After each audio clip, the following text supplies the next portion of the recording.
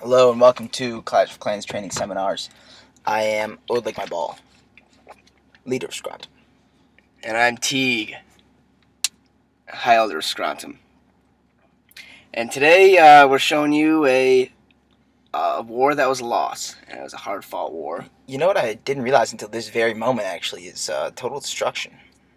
Yeah, it's very close. Three stars behind them, but 1% difference in the total destruction. So We'll take a look at it. First, do you want to start off with... We'll start off with one of GV Nate's attacks. The first one and the second one. we'll start off with the attack on the 6. All right. And just before we started filming this, a small little bit of a clan flame war arose. Man, don't be talking down to your clansmen like you're some high and mighty fucking professional. It takes, as Teague and I were just discussing, it takes literally 10 minutes out of a 48-hour period to effectively attack in the war. And here you go with an effective attack. This is a good example of that. In our next video, we'll show you why we're a little bit upset with GV Nate. Yes. The war happening right now. Yeah, in our current war. But let's break down why it takes you 10 minutes to fulfill your war commitments. You got 3 minutes of attacking, and then you got 2 minutes each time to cook your army and to put it in. That you got to be looking at the app for 10 minutes total. Well, I guess it is in a 24-hour period because you can only attack for 24 hours. Yeah, but I mean, you can build your army. Yeah, you can build your and attack at the very onset of the war. And then attack at the very end of the war. But we do get a nice 3-star here. 3-star where it was needed. Yeah, it was a good war for GV Nate this time. We're going to show another one of his attacks. Good use of dragons. As you know, we're very anti-mass dragons, but since... They're tactical. Yeah, he's using tactical drags. And as you can see, this right here is a TH9. The number 7. Yeah. This is what is called in the Clash of Clans community an engineered base, which means that they're purposely leaving their defenses low and shitty while they upgrade their army to TH9 level, so they get their war weight, as it's called, puts them as a number 7. Virtually no walls, as you can see, but he's got a what is that? A level 5 laboratory there, level 4 laboratory. Oh yeah. And you got to imagine that that's level 7 laboratory. It's a high level laboratory. You got to imagine that first off, GV Nate, if you didn't catch that, threw in 2 wall breakers at their army camp. So rest in peace to those breakers. Yeah. But you got to imagine that this individual, who is in fact a Haji, has got some sort of desert emulator going. Yeah. Using his oil money to pay for this. Yeah, no doubt. Was definitely a modder before the band started coming down, and now he's nothing like the band hammer. Yeah, when necessary, fair play for all. But and cleans it up for his second 3-star of the war. Yeah, doing his job here.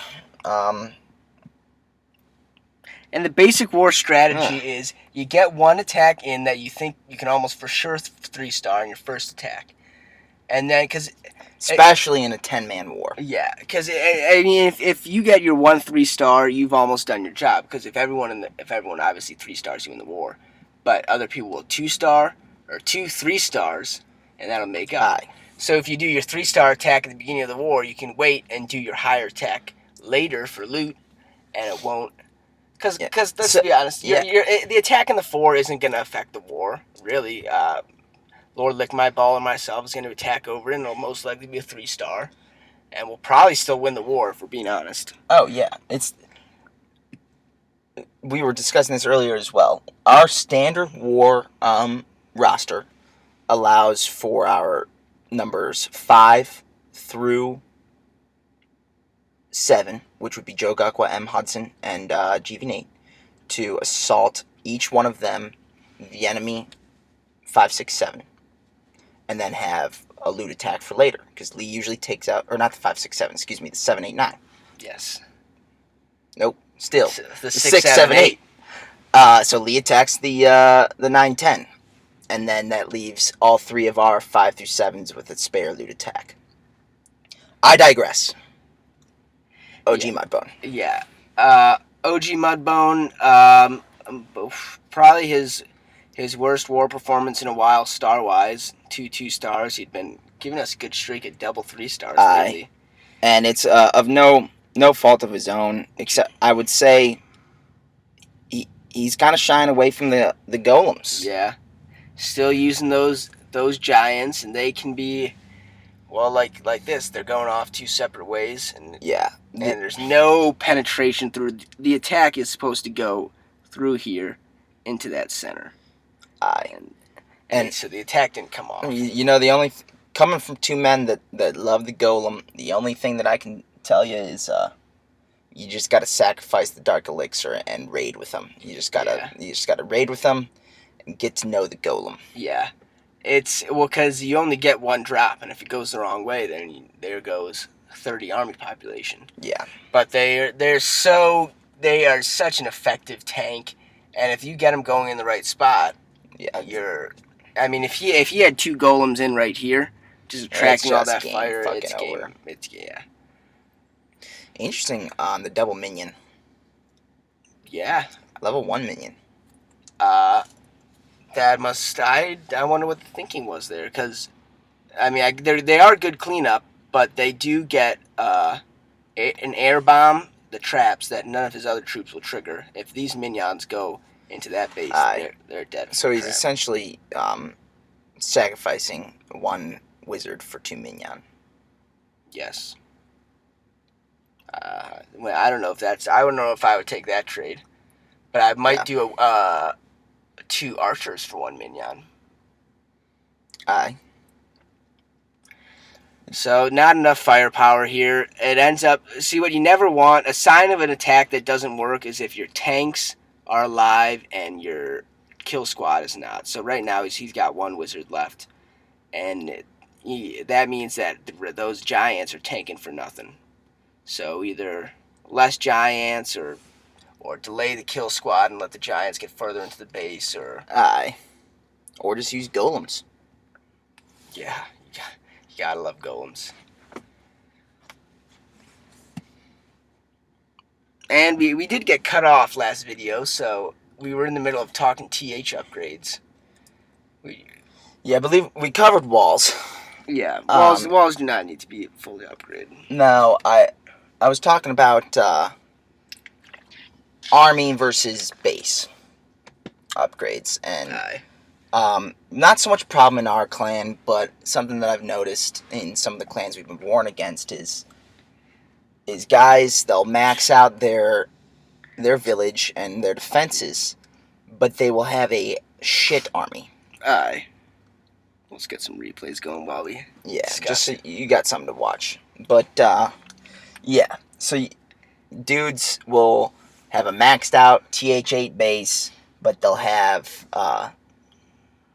TH 7.5 army. Yeah, the laboratory is the bottleneck. When you're done with your lab upgrades, you usually can move on.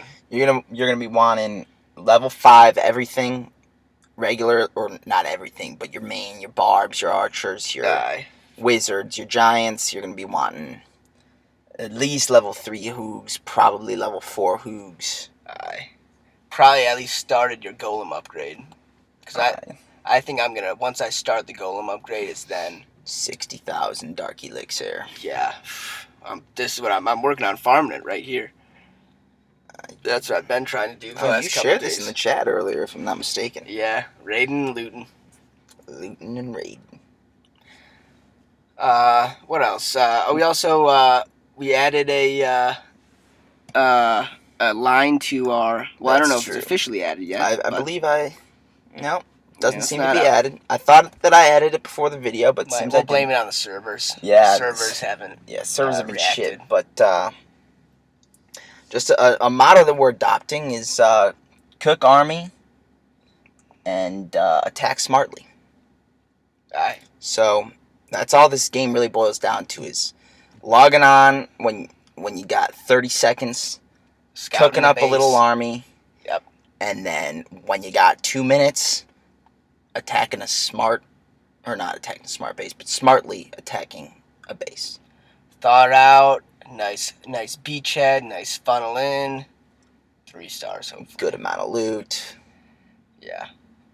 Yeah. That's the thing. If the clan doesn't win the war, we all get fucked. Because we're all getting shit loot. So that's why we have to work together as a team. That's a good clan. Aye. Now, we also got cut off about what I got at the swap meet. Oh, yeah. Yeah. It's sitting right here in the studio. It's a wooden horse, handcrafted by a gypsy woman.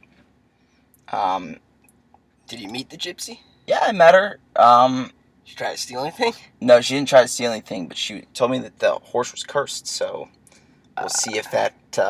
Well, we did lose our first war after you got back. That's true. Freaking gypsies. I don't believe in gypsy curses.